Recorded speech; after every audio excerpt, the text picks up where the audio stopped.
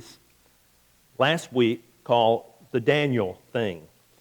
And we're learning how to do the Daniel thing in our life. And yeah, we're living, and we kind of dealt with this a little bit last week, but we're living in one of the most diverse, rapidly changing worlds that we've ever known or we've ever lived in. I mean, you can go to sleep tonight and wake up tomorrow and something's different about our world. The technology, it changes. We used to say it changes overnight. It changes probably multiple times before the end of the day. Things just change so rapidly in our world, and we got cars that park themselves. I mean, that's how far we've come. Things that have just changed, and this constant change in our world. But there's also a constant moral change happening in our world. We see this current of things that are happening in our world, things that 30 years ago, our mouths would have dropped, and we'd have went, oh, I can't believe that. And now our mouths are dropping, but it's usually in a yawn, going, oh, yeah, I know, I've heard that, it's bad, but, that's just the day we live in. Things have changed so much over the last few years. There's a moral shift, a moral cultural shift that's taking place in our world, and there's a line being drawn. And it's like either you're on this side or you're on this side of the line. You're either on right or wrong. And we've drawn up the lines, we've chosen sides, and we get angry, we feel threatened, frustrated, we attack those who don't agree with our view of things, and then we stand. Some people just like, I'm just going to stand in the middle. I'm not going to get on too far over there. I'm not going to get too far over there. I'm just going to kind of stand in the middle. And how many of you know, we mentioned it last week, but there's many a flattened squirrel in the road of life that couldn't make up their mind which way to go. And that's the kind of world we live in today. You're either over here, you're over there, or either you just kind of throw your hands up and you go, I'm just going to go with the flow and I'll just avoid any conflict whatsoever. Well, what we're doing and what we're talking about is how to stand. How to stand for truth in a world that's constantly changing and the values and the morals are changing. How do we stand for truth yet walk in grace? We see it demonstrated in the life of Jesus. Jesus was perfect. Jesus, he was a man of truth. He didn't beat around the bush and he didn't color it. He would tell you, this is the truth. This is the way it is. And he was a man of truth, but he was also a man of grace. He could tell the truth and do it in such a graceful way that people were attracted to him. People were drawn toward him. Another person that could do this so well is an Old Testament prophet by the name of Daniel. Daniel had this same ability. They both had a faith that was based on God's truth, but it was characterized by God's grace. They were both able to do this, and this is one of the things we talked about last week, and this is so huge, is truth without grace is mean. Truth without grace is mean. Truth that, okay, here's the truth. Now, turn or burn. It's right or it's left. You're going to heaven or hell. You better get in or get out. It's my way or the highway. Truth without grace is mean. How many? Well, I ain't going to ask that, but just don't raise your hand, but you can kind of nod or shake your eyes. But how many of you know some mean people? They speak the truth, but they just do it mean. I mean, they're just mean people. So truth without grace is mean. But the other side of that, grace without truth is meaningless. Well, it's okay. God understands. Well, it's not always black and white, and and we're just kind of oozy grace and all this, and we just kind of water down truth. And if you do that, grace without truth is meaningless. And that's the difference between being right and being righteous.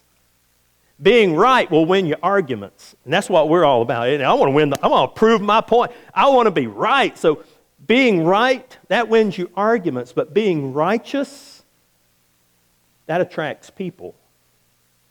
That opens a door for people to come in.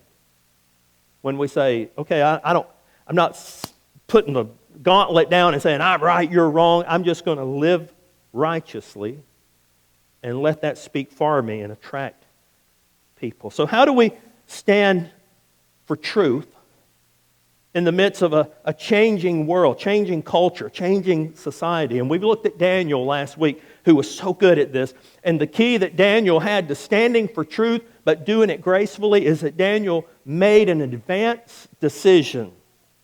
Daniel predetermined in his heart what was important. He predetermined that, hey, this is the truth, and I will stand for truth. And we see where he stood up for the truth, but he did so with grace. He did so with grace. When Daniel was told that he had to eat the king's meal, the king's menu, and he had to act like the Babylonians and think like the Babylonians and live like the Babylonians, and they were trying to get him to conform and to blend in with all that, Daniel stood up, but he did so gracefully. Daniel didn't protest, he didn't judge, he didn't criticize, he didn't condemn them. He didn't walk around self-righteous, well, I'm better than all of y'all and I'm not going to live like this. He simply stood for truth. He stood for truth and he walked in grace. He stood in truth and he walked in grace. And you'll find this to be true. If you stand for truth and you do it with grace, then you're going to stand out from the culture around you. When you stand up for truth with grace, you're going to stand out from the culture around you. And I want us to look at Daniel 6 this morning. This is kind of the story. It'll be a familiar story for many of you. Darius was the king now. He was the man in charge. He was the ruler. And he decided to divide the kingdoms into 120 provinces. And he appointed a high officer to rule over each province. 120 rulers is what he appointed. The king also chose Daniel and 2 other administrators to supervise the high officers and protect the king's assets. So here's what's happening. The king is saying, okay, I'm going to divide up all my kingdom into 120 districts. And he said, I'm going to put someone over all 120 districts, one in each district. And he said, I'm going to have 3 top people. There's going to be me, and then there's going to be 3 top administrators, and they're going to be over those 120. Okay, we read on, and in verse 3 it says this. It says, and Daniel soon proved himself more capable than all the other administrators and the high officers. Because of Daniel's great ability, the king made plans to place him over the entire empire.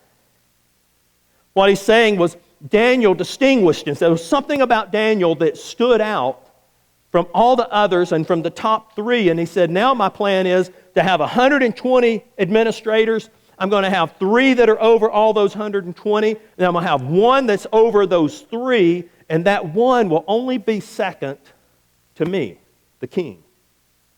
Because Daniel's great ability, and Daniel stood out. He stood up for truth, which caused him to stand out from the rest of the people. And now his life and his example, it has caught the attention of the king. And the king is about to make him the top administrator in the kingdom. And we pick it up in verse 4. It said, then the other administrators and high officers began searching for some fault in the way Daniel was handling the government affairs. And this is so huge, but they couldn't find anything to criticize or condemn. They couldn't find anything to criticize about Daniel or condemn. Wouldn't that be a great way to live? Live our lives so that people say, you know, Joe over there, Fred, Sally, Kathy over there, I just don't know what to say. I don't know anything to criticize about them, and I can't condemn them. And this was the reason why. It goes on, it says, because Daniel was faithful, always responsible, and completely trustworthy.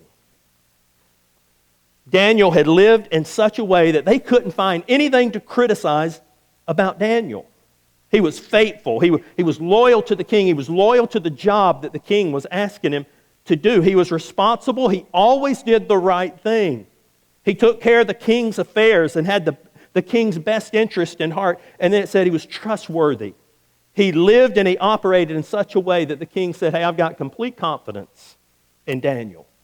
I will trust him with the entire kingdom. I've got confidence because he was trustworthy. And wouldn't that be a great way to live? Wouldn't that be a great way to stand out? That we would stand out in such a way that people would say, hey, yeah, you know, Chris, he's faithful.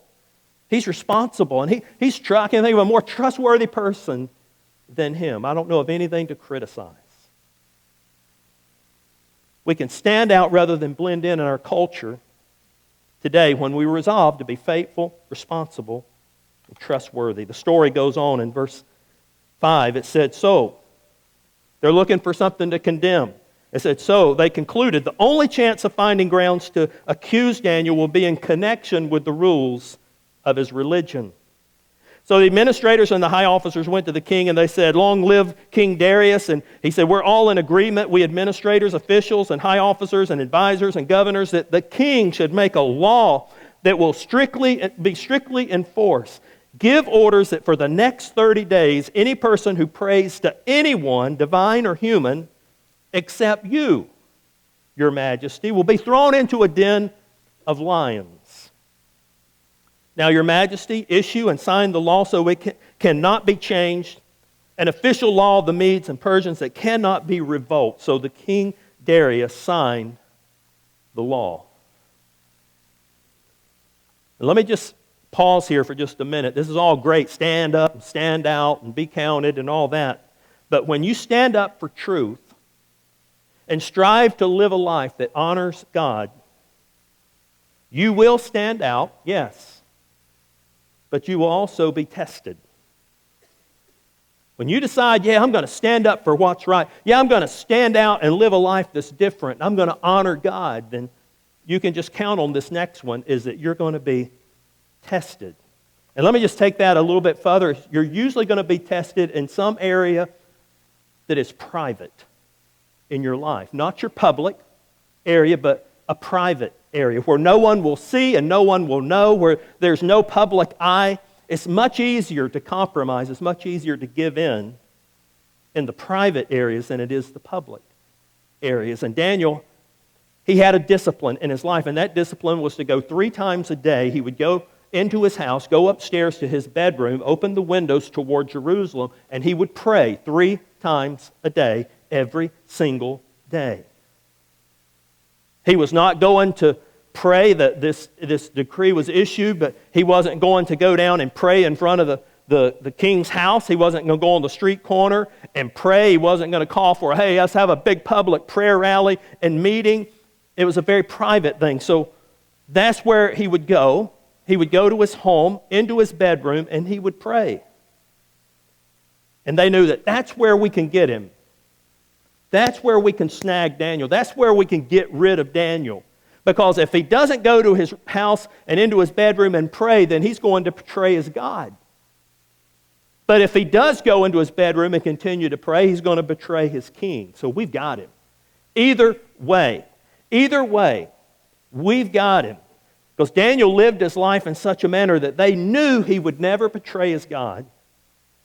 So they were like, hey, we've got him, we have him, we finally are going to get rid of Daniel.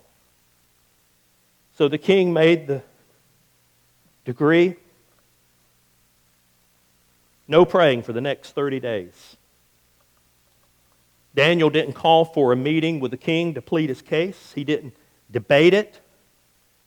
Daniel didn't start whining about it. Well, we just can't pray anymore in public, and we can't pray. And he didn't whine about it. He didn't organize a formal protest. He didn't march on the king's palace. He didn't even call the Alabama Hammer, to defend him. He didn't do any of that. What did Daniel do? Daniel simply did what he had always done. He prayed. When Daniel learned that the law had been signed, he went home, knelt down as usual in his upstairs room with his windows open toward Jerusalem, and he prayed 3 times a day, just as he had always done, giving thanks to his God. I think how tempting it would have been for Daniel to say, well, it's in my house and nobody will know if I pray or if I don't pray. So I'll just make an exception for the next 30 days. I'll just go in my house and I just won't pray out loud. I'll pray in my heart. I'll pray in my spirit. I just won't pray out loud. I'll pray inside of me, but on the outside I'll comply. Kind of like a little boy that had been so rambunctious and so mean, and just his mama had just had enough. And finally the mama turned around and she said, I want you to sit down and I want you to be quiet. And the little boy sat down and crossed his arms, and he said, I may be sitting on the outside, but I'm standing on the inside. Now, that could have been Daniel. Daniel could say, okay, I'm not praying out loud, but I'm praying inside. But listen, there's always someone watching us. Yeah, God is watching us, but there's always others. And they're waiting to see if we really are who we say we are. To see if we have integrity. Had Daniel compromised in this one area for 30 days, he would have compromised his whole story, his whole testimony. But he stood true. He stood up and he stood out. And yes, it caused him to be thrown into the lion's den. And anytime we stand for what's right, we stand for truth, you're going to be tested. Satan will make sure of that. But Daniel had predetermined and decided in advance that he was going to do what was right in God's eyes, and he would be consistent in doing it. The thing that made Daniel stand out from all the others is a word we don't hear much of today, and that's the word integrity. Integrity. He was determined to live by God's word and God's truth in public and in private. Now, I don't know about you, I'm probably speaking more to me this morning on this, but we're pretty good at living a public life. We're pretty good at living out the public life and what people see. We know what to say, we know what to do, we know when to do it, we know where to do it. It's almost like we have a Christian mask or Christian makeup, and when we're in public, we put on the Christian mask and we put on the Christian makeup, but when we're in private, the mask comes off or the makeup comes off. The mask and the makeup is who and what we want people to think we are. Without the mask and makeup is who we really are. You've heard the old saying, you can fool some of the people some of the time.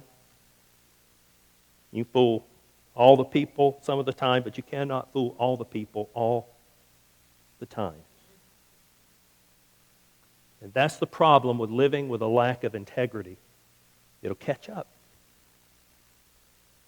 And so it's easy to lay aside integrity when the spotlight is not on us. When we can find ourselves in certain situations or with certain people, the spotlight isn't on us. Nobody will ever know. Everybody's doing it. It'll be okay. And suddenly we compromise integrity.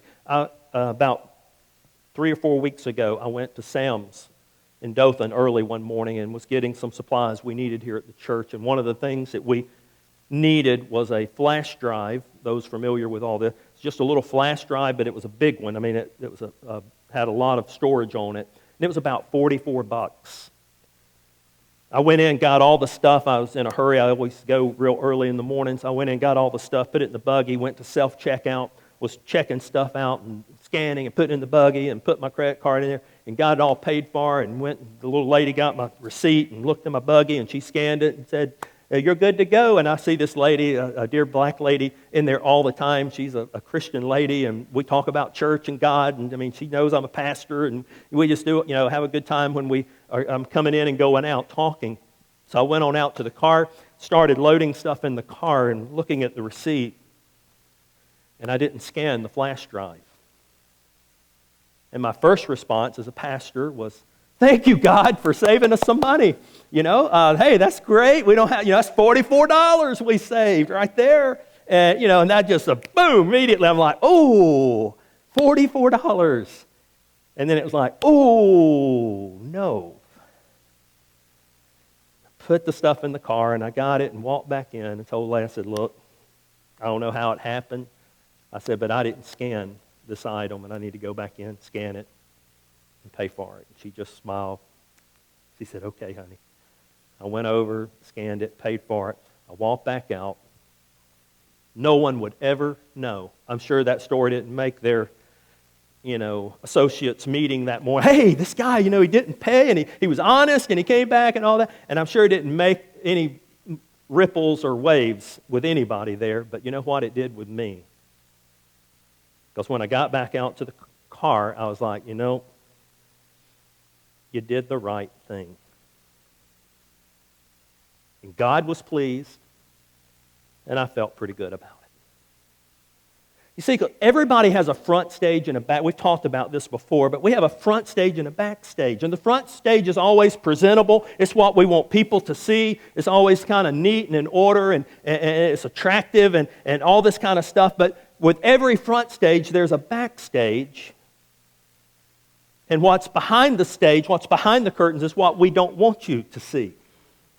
We want you to see this out here, but we don't want you to see what's behind the curtain, because what's behind the curtain is just a bunch of junk, and we don't want you seeing all that junk.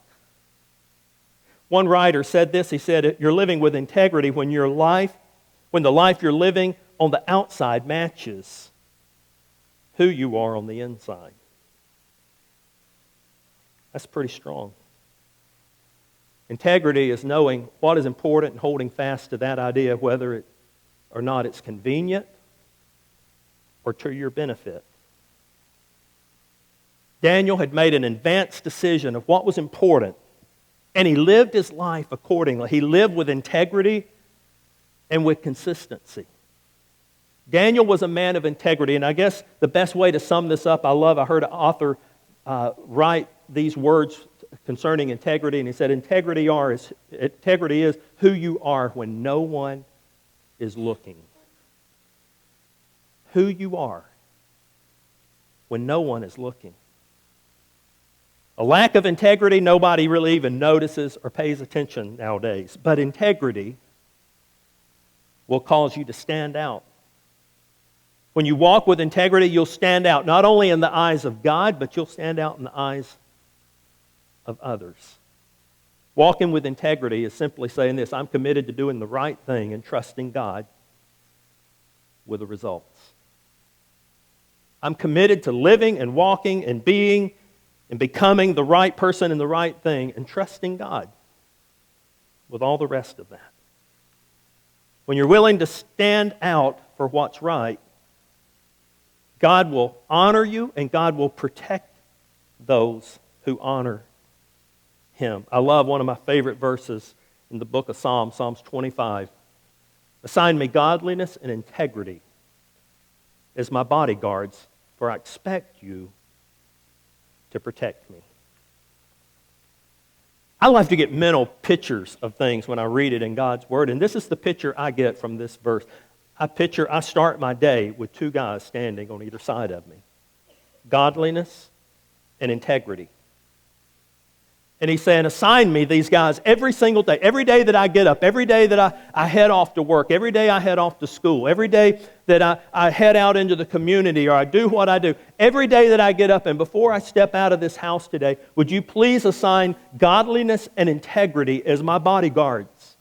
That they would walk with me today. And every time I'm tempted, every time I come into a situation at work where I'm tempted and nobody would know, and I could fudge the numbers a little bit, or I could bend the rules here a little bit, or I could do some stuff that maybe is not all up board, or I could do something on a test at school and nobody would know, and it would sure help me out. Or every time that we're in a relationship and somebody comes along and we're thinking, well, maybe they're better than what I have, and all these things are swirling around us. He said, every time that I walk in life and I am faced with compromise, or I'm faced with dropping my guard or lowering my standards, he said, make sure I've got godliness and integrity as my bodyguard, because when I start to take that step, godliness is going to put a hand on my shoulder, and he's going to say, is that really the right thing to do? Is that the truth? Or you're standing true to what God has said and what you know is true? And integrity's over here going, hey, do the right thing. Whether anybody knows or not, do the right thing. Because your Father is watching you. And others are watching you. So the psalmist said, assign me godliness and integrity as my bodyguards. For I expect them to protect me. And sometimes doing the right thing, sometimes choosing integrity over compromise, it's going to cost us. It did for Daniel. But he stood with grace. He had integrity. Yeah, it cost him a night in the lion's den. But God had already given the lions an appetite suppressant, so when he got there, they wasn't even hungry. I don't know what. I would have loved to have had a Moby Cam in the lion's den that night. Just see what went on, like Daniel's strutting in there, and they're like, and you get a picture, and they're all snuggled up, for the night. I don't know what happened. But I do know he spent a night in the lion's den. And the next morning, the king was so upset that he had let his advisors trick him into declaring no prayer, that the scripture said he didn't sleep that night, worried about Daniel, and early the next morning, said Darius got up and he ran down to the lion's den. And he hollered out and he said, Daniel, was the God that you serve, was the God that you're faithful to, was the God that you obey the truths of His Word, was that God able to save you?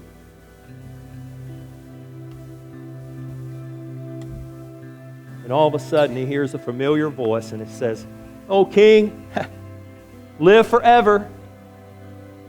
The God I serve, yes, He was able to deliver me." Doing the right thing doesn't always make the right things happen right away. Sometimes they get worse before they get better, as with Daniel. But in the end,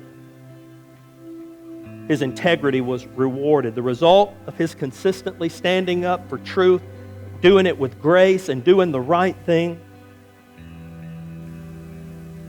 The result of Daniel's advanced decision is, I'm committed to truth, and it will cause me to stand out and be different. The result of all that was this. The end of chapter 6, he said, I decreed, the king, after he saw Daniel was fine, he said, I decreed that everyone throughout my kingdom should tremble with fear before the God of Daniel. The first thing that happens when we stand up with integrity and we're devoted to truth and we do it humbly, he said, the first thing that's going to happen is God's going to be honored. God is going to be lifted up. God is going to be exalted. He goes on, he said, He is the living God, and He will endure forever. His kingdom will never be destroyed, and His rule will never end. He rescues and He saves His people. He performs miraculous signs and wonders in the heaven and on earth. First thing, when we stand for God and we honor God, God says, first of all, I get honored. I get lifted up. I get exalted. The second thing is this. He said, He has rescued Daniel from the power of the lions. So Daniel prospered during the reign of Darius. God gets exalted and honored and lifted up, and He said, you get rescued and promoted. So God looks for those who will stand out with truth and integrity and will show Himself strong and mighty on their behalf, even take away lions' appetites. And it'll cause others to develop an appetite for the God that we say we're devoted to. Our ushers are getting ready to prepare communion. And really, this is the story of communion. That God sent Jesus into a wicked, deprived world. He sent Jesus in a world that was going way off course. And Jesus stood for truth, and He did it with grace. He lived a sinless life. He lived with integrity, even though people were constantly trying to trap Him and cause Him to stumble. He suffered for it. He hung on a cross for it. He died for it. And God raised Him from the dead and paved a way for you and for me to have a relationship with God, and so that we could live and stand for truth in the world that we live in today. That's the story of communion. That God would love us so much that He would say, hey, I'm going to do it for you, show you how it's done, and empower you to live it every single day. Let's bow for prayer.